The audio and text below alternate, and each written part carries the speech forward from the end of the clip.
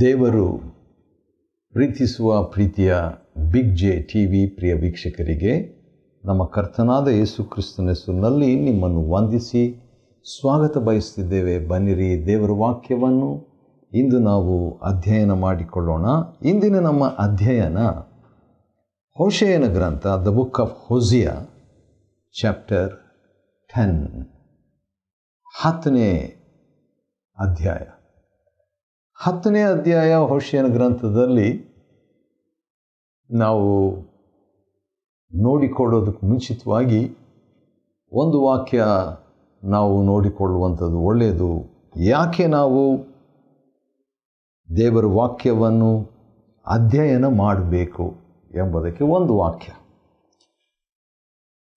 ಅಪೊಸ್ತಲ ಕೃತ್ಯ 17ನೇ ಅಧ್ಯಾಯದಲ್ಲಿ ಒಂದು ವಾಕ್ಯ ನಿಮಗಾಗಿ ಓದ ಬಯಸ್ತೇನೆ. ಯಾಕೆ ನಾವು ದೇವರ ವಾಕ್ಯವನ್ನು ದಿನಾಲೂ ಓದಬೇಕು ಅಥವಾ ಅಧ್ಯಯನ ಮಾಡಬೇಕು ಎಂಬುದಕ್ಕೆ ಅಪೊಸ್ತಲ ಕೃತ್ಯ 17 ಮತ್ತು 11ರಲ್ಲಿ ಈ ರೀತಿಯಾಗಿ ಬರೆದಿದೆ. ಆ ಸಭೆಯವರು, ಯಾವ ಸಭೆಯವರು? ಬೆರೋಯ ಎಂಬ ಊರಿನ ಸಭೆಯವರು ಥೆಸಲೋನಿಕದವರಿಗಿಂತ ಸದ್ಗುಣವುಳ್ಳವರಾಗಿದ್ದು, ಒಂದು ಸಭೆಯವರು ಮತ್ತೊಂದು ಸಭೆಗಿಂತಲೂ ಸದ್ಗುಣವುಳ್ಳವರಾಗಿದ್ದು, ದೇವರ ವಾಕ್ಯವನ್ನು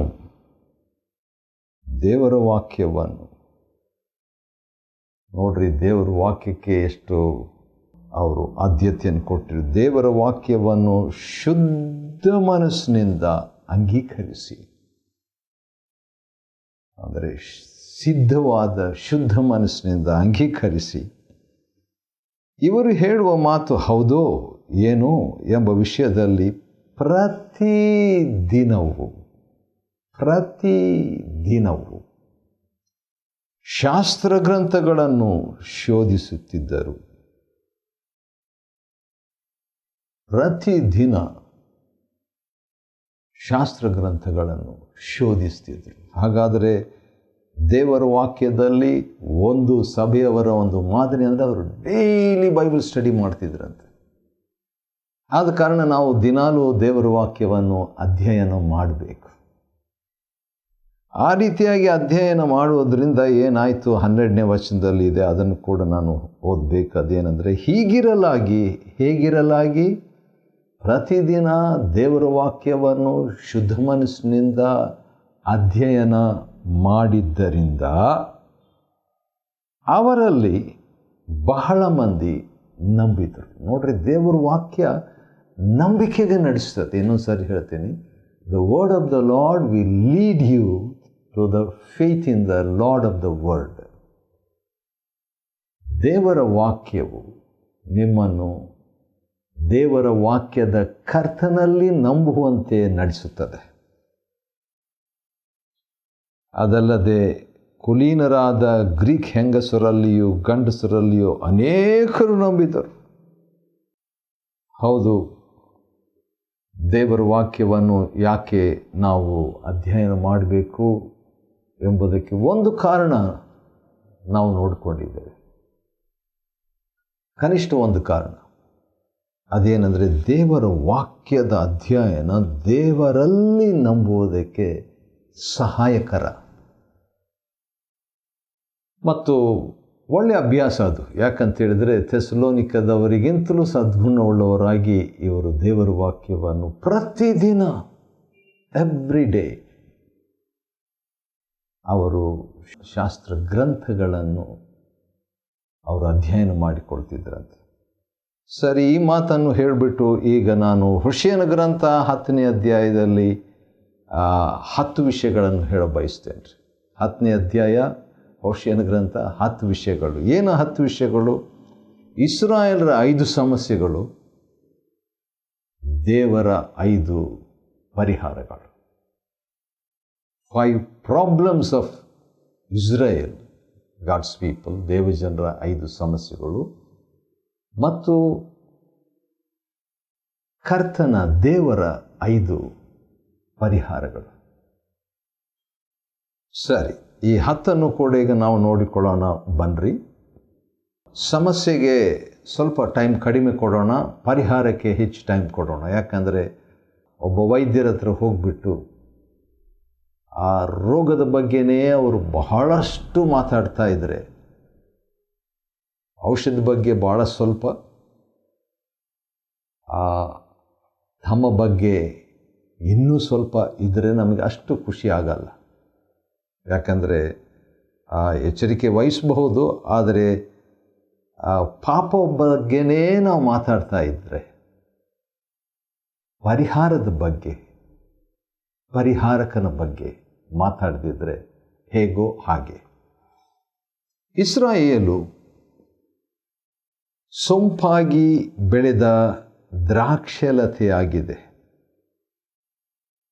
ಹೌದು, ಅದರ ಹಣ್ಣುಗಳು ಹೆಚ್ಚಿದಷ್ಟು ಯಜ್ಞವೇದಿಗಳು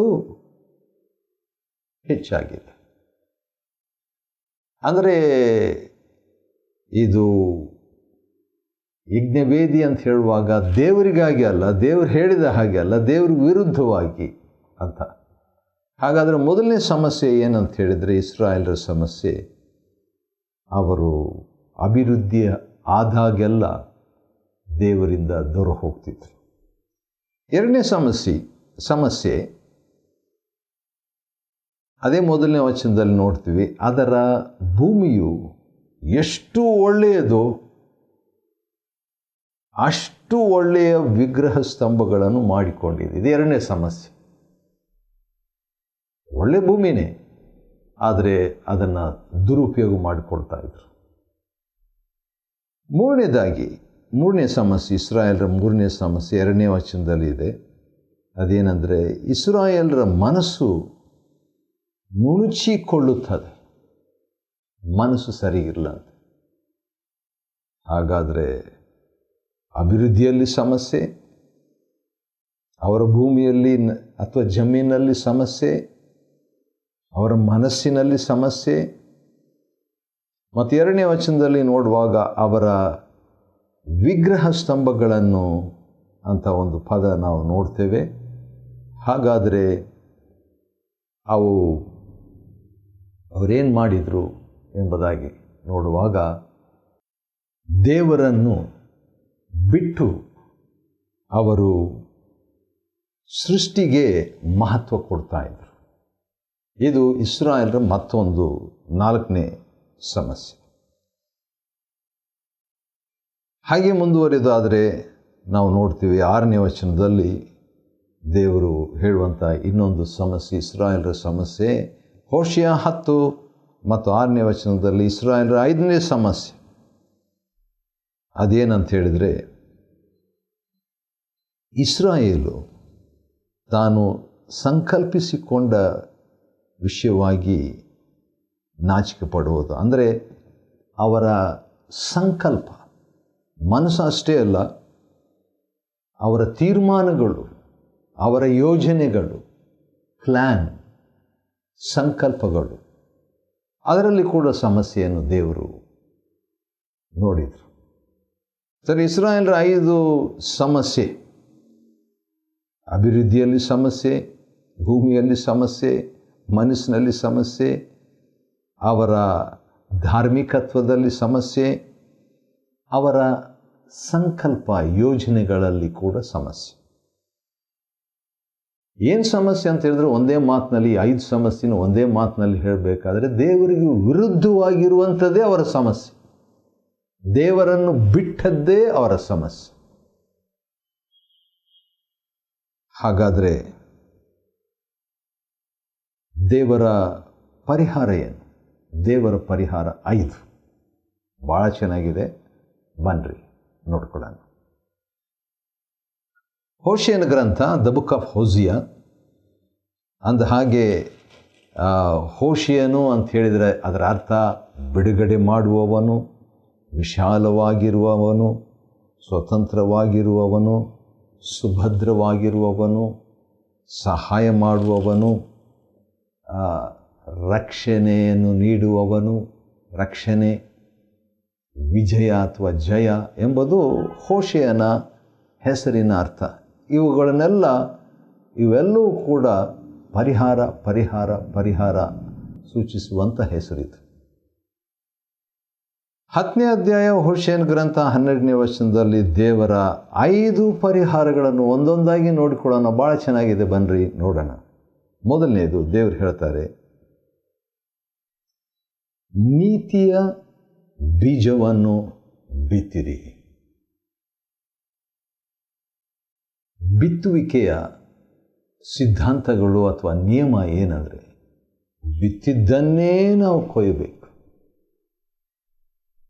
ಈಗ ಇಸ್ರಾಯೇಲರು ದುಷ್ಕೃತ್ಯವನ್ನು ಅಥವಾ ಅನೀತಿಯನ್ನು ಬಿತ್ತಿದ್ದರಿಂದ ಅನೀತಿಯನ್ನು ಅವರು ಕೊಯ್ತಾ ಇದ್ದರು. ಬಹಳ ಹಾನಿಕರವಾದ ಸುಗ್ಗಿ, ನೋವಿನ ಸುಗ್ಗಿ. ಹೌದು, ಅದು ಅಹಿತಕರವಾದ ಸುದ್ದಿ ಕೂಡ ಆಗಿತ್ತು, ಅಂಥ ಒಂದು ಸುಗ್ಗಿ. ಆದರೆ ದೇವರೀಗ ಪರಿಹಾರವಾಗಿ ಮೊಟ್ಟ ಮೊದಲನೇದಾಗಿ ಕೊಡುವಂಥ ಒಂದು ಪರಿಹಾರ, ನೀತಿಯ ಬೀಜವನ್ನು ಬಿತ್ತಿರಿ. ನೀತಿ ಮಾಡಿ.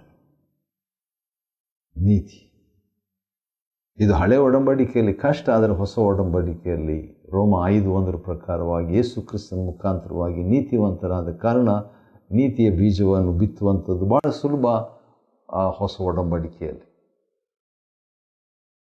ಆದರೂ ಕೂಡ ಒಂದು ವಾಕ್ಯ ನನಗೆ ನೆನಪಿಗೆ ಬರುತ್ತಿದೆ, ನೋಡೋಣ. ಆದಿಕಾಂಡ 7ನೇ ಅಧ್ಯಾಯದಲ್ಲಿ ಹೇಗಿದೆ ವಾಕ್ಯ ಅಂತ ಹೇಳ್ಬಿಟ್ಟು. ಯಾಕಂದರೆ ನೋಹನ ಬಗ್ಗೆ ನೋಡುವಾಗ ದೇವರು ಒಂದು ಮಾತು ನೋಹನ ಬಗ್ಗೆ ಹೇಳಿದ್ದು ಭಾಳ ಚೆನ್ನಾಗಿದೆ, ಬಹಳ ಸೂಕ್ತವಾಗಿದೆ. ಇದು ದೇವರು ತಾನೇ ನೋಹನಿಗೆ ಹೇಳಿದಂಥ ಒಂದು ಸರ್ಟಿಫಿಕೇಟ್ ಎಂಬುದಾಗಿ ಹೇಳ್ಬೋದು. ಏನು ಹೇಳಿದ್ದಾರೆ ದೇವರು ನೋಡೋಣ. ಆದಿಕಾಂಡ 7:1, ಆಗ ಯೆಹೋವನು ನೋಹನಿಗೆ, ನೋಹ ಅಂದರೆ ಉಪಶಮನ ಎಂಬುದಾಗಿ ಒಂದು ಹೆಸರಿನ ಅರ್ಥ, ಮತ್ತು ಅವನಿಗೆ ದೇವರು ಕೊಟ್ಟಂಥ ಸರ್ಟಿಫಿಕೇಟ್, ನೀನು ನಿನ್ನ ಮನೆಯವರೆಲ್ಲರೂ ನಾವೆಯಲ್ಲಿ ಸೇರಿರಿ, ಈಗಿನವರಲ್ಲಿ ನೀನೊಬ್ಬನೇ ನನ್ನ ಮುಂದೆ ನೀತಿವಂತನಾಗಿ ನಡೆಯುವುದನ್ನು ನೋಡಿದ್ದೇನೆ. ವಾವ್! ಇಡೀ ಲೋಕದಲ್ಲಿ ನೀನು ಒಬ್ಬನೇ ನೀತಿವಂತನಾಗಿ ನಡೆಯುವುದನ್ನು ನೋಡಿದ್ದೇನೆ ಎಂಬುದಾಗಿ ದೇವರು ತಾನೇ ಸಾಕ್ಷಿ ಕೊಡುವಂಥ PhD ಸಾಕ್ಷಿ ಇದು. ನಾವು ದೇವರಿಗೆ ಸಾಕ್ಷಿ ಕೊಟ್ಟರೆ LKG ಸಾಕ್ಷಿ, ಆದರೆ ದೇವರೇ ನಮ್ಮ ಬಗ್ಗೆ ಸಾಕ್ಷಿ ಕೊಟ್ಟರೆ ಅದು PhD. ಆದ ಕಾರಣ ದೇವರ 5 ಪರಿಹಾರಗಳಲ್ಲಿ ಮೊದಲನೇದು ನೀತಿಯ ಬೀಜವನ್ನು ಬಿತ್ತಿರಿ. ಬೈಬಲ್ ಇಲ್ಲದೆ, ಸಭೆ ಇಲ್ಲದೆ, TV ಕಾರ್ಯಕ್ರಮಗಳಿಲ್ಲದೆ, ಪುಸ್ತಕಗಳಿಲ್ಲದೆ, CD ಇಲ್ಲದೆ, ಕಂಪ್ಯೂಟರ್ ಇಲ್ಲದೆ ನೀತಿವಂತನಾಗಿದ್ದ ನೋಹ. ಆದ ಕಾರಣ ನೀತಿಯ ಬೀಜವನ್ನು ಬಿತ್ತಿರಿ. ಎರಡನೇದು, ಪ್ರೀತಿಯ ಫಲವನ್ನು ಕೊಯ್ಯಿರಿ. ನೀತಿ ಬಿತ್ತಿದಾಗ ಪ್ರೀತಿ ಕೊಯ್ಯುವಂಥ ಒಂದು ಆಶ್ಚರ್ಯ. ಹೌದು, ಇದು ಆತ್ಮಿಕವಾಗಿ ಅನ್ವಯ ಆಗ್ತದೆ. ಹೌದು, ನೀತಿಯ ಬೀಜವನ್ನು ನೋಹನು ಬಿತ್ತಿದ್ದರಿಂದ ಅವನು ತನ್ನ ಮನೆಯವರನ್ನು ಪ್ರೀತಿಸಿ ಅವರಿಗೆ ನಾವೆಯನ್ನು ಸಿದ್ಧ ಮಾಡಿದ, ದೇವರನ್ನು ಪ್ರೀತಿಸಿ ದೇವರಿಗೆ ವಿಧೇಯನಾದ. ಸರಿ, ಪ್ರೀತಿಯ ಫಲವನ್ನು ಕೊಯ್ಯಿರಿ. ಬಹಳಷ್ಟು ಕೊಯ್ಯಬೇಕು. ಯಾಕಂದರೆ ಅವರು ಕೊಯ್ದಂಥದ್ದು ಇಸ್ರಾಯೇಲರು ಬಹಳ ನಕಾರಾತ್ಮಕವಾದ ಫಲಗಳು. ಆದರೆ ದೇವರು ಕೊಡುವಂಥ ಪರಿಹಾರ ಪ್ರೀತಿಯ ಫಲವನ್ನು ಕೊಯ್ಯಿರಿ. ಮೂರನೆಯದು, ಗೆಯ್ಯದ ನಿಮ್ಮ ಭೂಮಿಯನ್ನು ಗೆಯ್ಯಿರಿ. ಅವರ ಭೂಮಿಗೆ ಏನಾಗಿತ್ತು? ಮೊದಲನೇ ವಚನ 10:1 ನೋಡುವಾಗ ಒಳ್ಳೆಯದೇ ಆಗಿತ್ತು ನಿಜ, ಆದರೆ ಅಲ್ಲಿ ದೇವರಿಗೆ ಇಷ್ಟವಿಲ್ಲದ್ದು ಅಲ್ಲಿ ನಡೆಯಿತು. ಆದ ಕಾರಣ ಇಲ್ಲಿ ದೇವರು ಹೇಳುವಂಥದ್ದು ಏನಂದರೆ, ಗೆಯ್ಯದ ಭೂಮಿಯನ್ನು ಗೆಯ್ಯಿರಿ. ಅಲ್ಲಿ ಒಂದು ಕಾರ್ಯ ಆಗಲಿ, ಹಾಗೆ ಬಿಟ್ಬಿಡ್ಬೇಡ್ರಿ. ನಮ್ಮ ಮನಸ್ಸೆಂಬ ಭೂಮಿ ಕೂಡ ಅದು ಗೈಯಲ್ಪಡಬೇಕು ದೇವರ ವಾಕ್ಯದಿಂದ, ದೇವರ ಆತ್ಮನಿಂದ.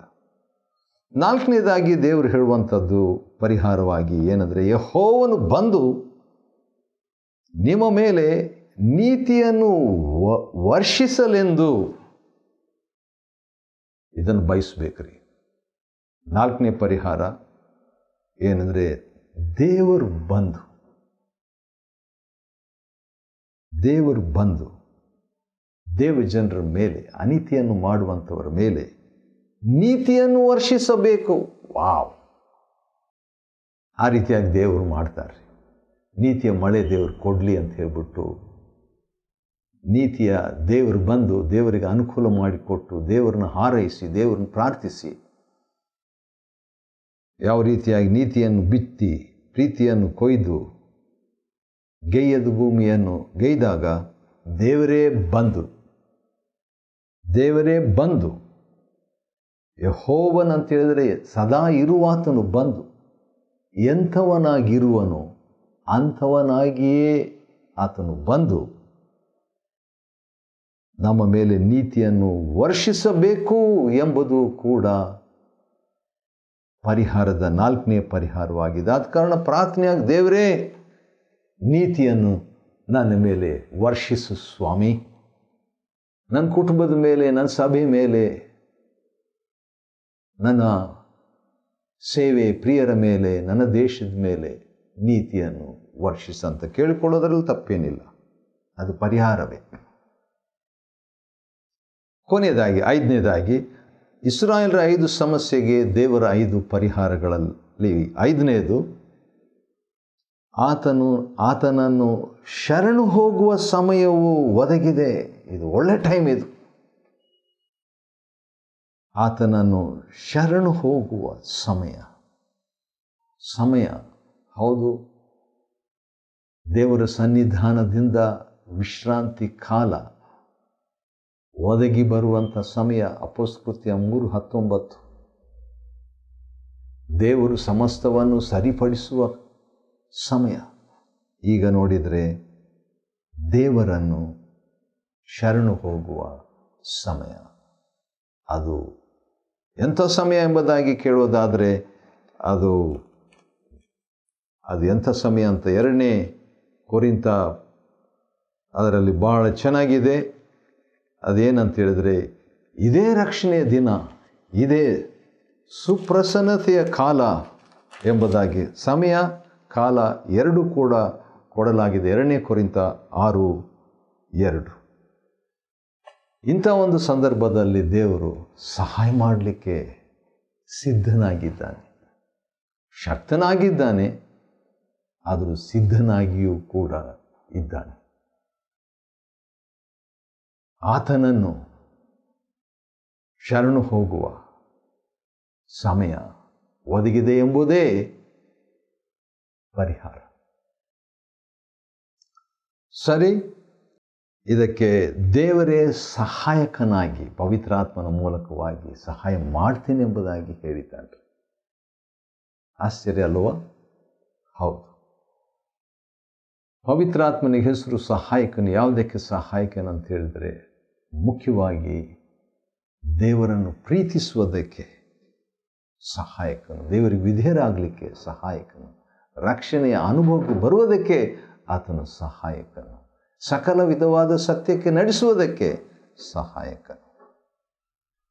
ಅಂಥ ಅನುಭವದಲ್ಲಿ ನಾವು ನಡೆಯುವಂತೆ ದೇವರು ನಮಗೆ ಸಹಾಯ ಮಾಡಲಿ. ಹೋಶೇಯನ ಗ್ರಂಥ 10ನೇ ಅಧ್ಯಾಯವನ್ನು ಅಧ್ಯಯನ ಮಾಡಿಕೊಳ್ಳುವಂತೆ ದೇವರು ಕೊಟ್ಟ ಕೃಪೆಗಾಗಿ ಆತನಿಗೆ ಸ್ತೋತ್ರವಾಗಲಿ. ದೇವರು ನಿಮ್ಮನ್ನು ಆಶೀರ್ವದಿಸಲಿ.